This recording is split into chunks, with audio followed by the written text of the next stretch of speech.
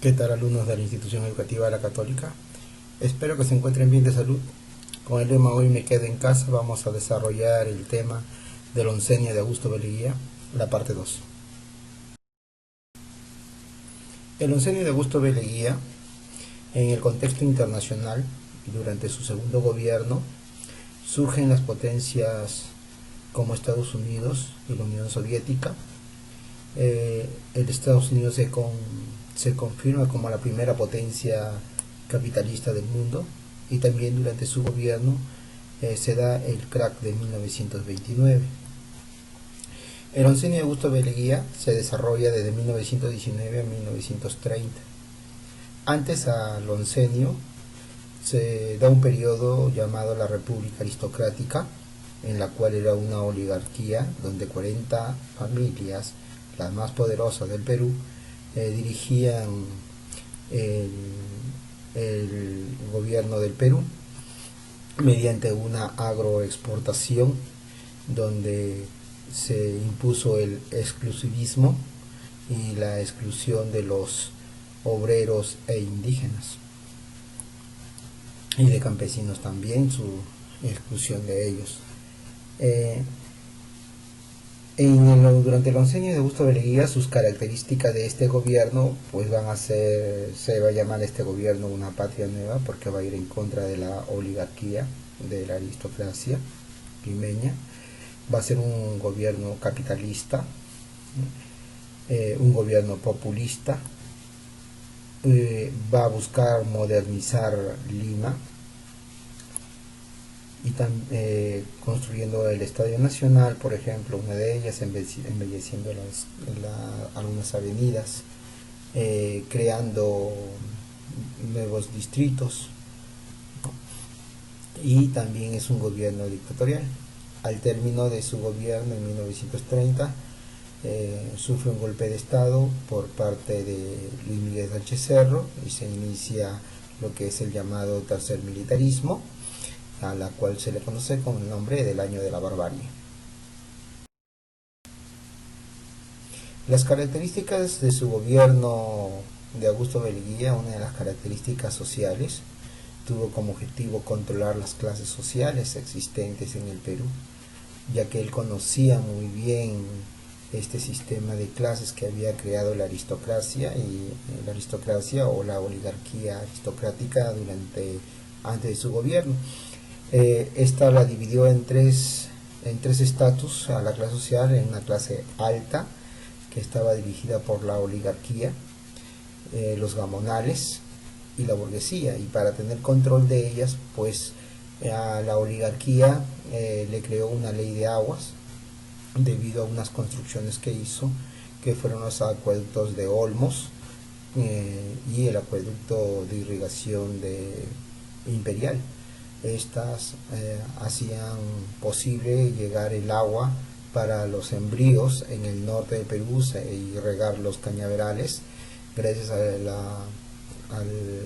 regadío de Olmos, y en el sur de Lima para las plantaciones de algodón mandó a construir el centro de reservorio de Imperial, ¿no? Y creó leyes de agua.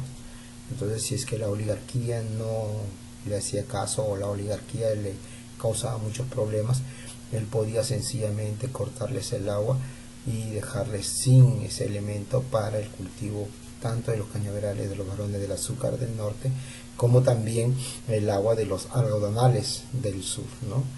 Y a los gamonales se le construyó carreteras mediante un sistema de ley que él llamó la conscripción vial, en la cual los peruanos teníamos que ir a construir las carreteras. Estas carreteras facilitaban el transporte pues de las lanas de la sierra del Perú hacia lo que es el Callao, ¿no? Ya la burguesía pues lo apoyó con inversiones, ¿no? Inversiones en el comercio. De esa manera él mantuvo el control de esta clase social alta durante sus 11 años de gobierno. A la clase media, a los profesionales, se le dio una burocracia estatal, o sea, si es que alguno de los los universitarios se trataban de sublevar o levantar o tratar de amotinar el pueblo, pues él les daba un cargo público dentro de las instituciones del Estado, de las cuales pagaba pues con los préstamos que había obtenido, que obtuvo de los Estados Unidos, ¿no? Y para la clase baja ratificó las 8 horas de trabajo para los obreros, va a legalizar las comunidades indígenas y crea la ley de conscripción vial, dándoles trabajo a todos los pobladores, porque mediante este sistema de conscripción vial estamos obligados a trabajar en las carreteras bajo un precio o un pago. En algunos que no deseaban ir a trabajar, pues depositaban un dinero para que se le pague a otra persona para que trabaje en esta conscripción vial. Dentro de lo que es la manipulación de las clases sociales, como le digo, Augusto B. Leguía, él extrajo, por del petróleo del norte de Perú mediante una compañía norteamericana, la International Petroleum Company, del departamento de Piura, en la Brega y Pariña. Estos pozos eran explotados por los norteamericanos, de donde él obtuvo ingresos para el embellecimiento de la ciudad, para los gastos burocráticos, etcétera, ¿no? De donde también sacó para las exportaciones fue de la caña de azúcar y el algodón. Pero estas cañas de azúcar y el algodón, pues como le digo, la caña de azúcar le pertenecía a los famosos varones del azúcar, ¿no? Y a los de la lana, del algodón al sur de Lima, en Ica, en Imperial, en Cañete, que pertenece a Lima. Ellos también extraían productos de exportación, y para el control de estos varones del azúcar y estos empresarios algodoneros, pues él construyó reservorios, ¿no? Como el reservorio de Olmos, para mantener el control de los varones del azúcar, ¿no? Y en el sur construyó lo que es el reservorio de agua de Imperial, para lo que es mantener el control de todo el Valle de Cañete.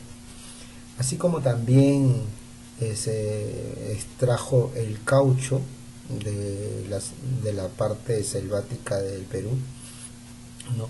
De donde también tenían un recurso, ¿no? Donde exportábamos a Europa el caucho, a Europa también exportábamos el cobre de nuestros centros mineros, y también se extraía la lana de vicuña, de alpaca y de llama, que estaban dadas por los famosos gamonales.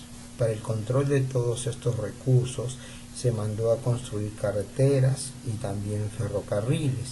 Dentro de las carreteras, como le digo, estaba la ley de conscripción vial, con la cual facilitó la llegada de los productos hacia el puerto del Callao para su exportación. En el aspecto económico, tuvo un objetivo: desarrollar actividades económicas para embellecer y modernizar el Perú. Tuvo ciertas medidas como préstamos de los Estados Unidos mediante una comisión económica de Cumberland. Le pide un préstamo a Estados Unidos, pero Estados Unidos le solicita al economista Cumberland que llegue al Perú con una misión para observar, para evaluar si el Perú contaba con los requisitos para obtener este préstamo. Es así como llega la comisión Cumberland, y la comisión Cumberland le pone ciertos requisitos al Perú para que sea poseedor de un préstamo de los Estados Unidos. Así pues, le pide al Perú que le entreguen la administración de las aduanas a Estados Unidos para que ellos lo administren si desean tener un préstamo, ¿no? Así como también que el Perú se inscriba en el Banco Federal de Reserva de los Estados Unidos mediante un pago, mediante un depósito, y luego también pues fundar el Banco Central de Reserva y nombrarlo presidente del Banco Central de Reserva el economista Cumberland. De esta manera nosotros le entregábamos muchas riquezas a lo que es Estados Unidos, el control de todos nuestros ingresos de la caña de azúcar, del petróleo, de las minerías, del caucho y del algodón. Todos estos recursos naturales se los vamos a dar a Estados Unidos, y Estados Unidos nos va a proporcionar el préstamo. ¿En qué utilizamos este préstamo? ¿En qué lo gastamos? en obras públicas como el Estadio Nacional, pagos en la burocracia, o sea, al personal burocrático de nuestro sistema estatal. Vale decir que un burócrata es aquel que está sentado detrás de un buró o detrás de una carpeta en lo que son los trámites dentro del sistema estatal, ¿no? Fundó distritos como el distrito de San Juan de Miraflores y Lince. Nos desarrolló la construcción vial para las carreteras, ¿no? La construcción de canales de irrigación, la de Olmos y de Imperial, y la construcción de avenidas, ¿no? También eso invirtió todo este dinero que nos dio Estados Unidos. La construcción de ferrocarriles para la llegada de los productos. En el aspecto político, el gobierno de Augusto B. Leguía se le llamó Patria Nueva por ser un Perú antioligárquico. Tuvo como objetivo controlar los poderes del Estado, ya les he dicho, mediante un gobierno dictatorial. Se promulgó la primera constitución del siglo XX, que es la constitución de 1920, en la cual el gobierno presidencial aumentaría a 5 años de gobierno. Aparecen los partidos políticos como el APRA, fundado por Víctor Raúl Haya de la Torre en México, que propone la reforma agraria, así como también aparece el Partido Socialista, fundado por José Carlos Mariátegui, que propone la revolución socialista, ¿no? Y se dan los tratados fronterizos con Chile el 3 de junio de 1929, donde nosotros reincorporamos Tacna, pero perdemos lo que es Tarapacá y Arica. Y firmamos el tratado con Colombia el 24 de marzo de 1922, un tratado muy vergonzoso para el Perú porque le cedimos territorios pues a Colombia mediante este tratado. La crisis del gobierno.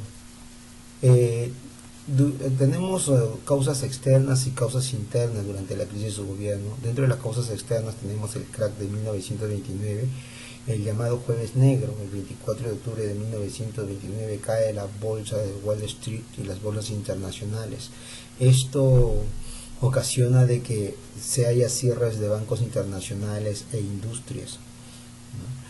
Y hay reclamos a nivel mundial. Esto también afecta en el Perú, causando internamente pues donde primero cesaron los préstamos norteamericanos al Perú, ¿no?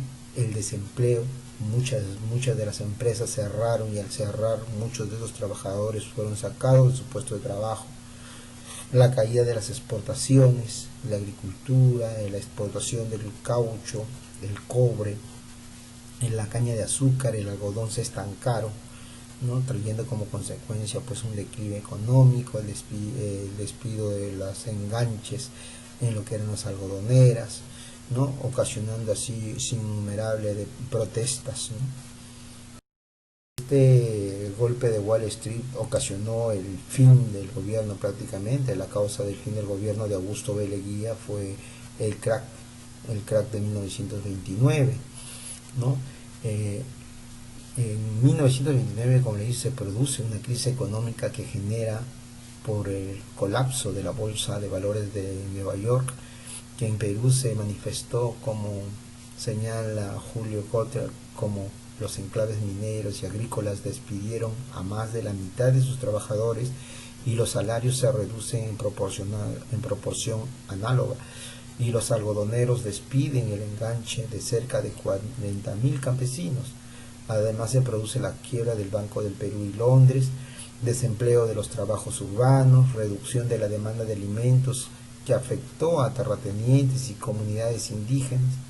En la mañana del 22 de agosto de 1930 se sublevó la guarnición de Arequipa encabezada por el comandante Luis Miguel Sánchez Cerro. Leguía recibe la noticia el 24 de agosto, reuniéndose por la mañana con su gabinete para organizar un ministerio militar y dimitir en el Congreso. Se formó una junta de gobierno presidida por el general Manuel María Ponce. Leguía se embarca en el Callao en el crucero Grau rumbo a Panamá, pero fue obligado a retornar siendo trasladadas a la isla de San Lorenzo.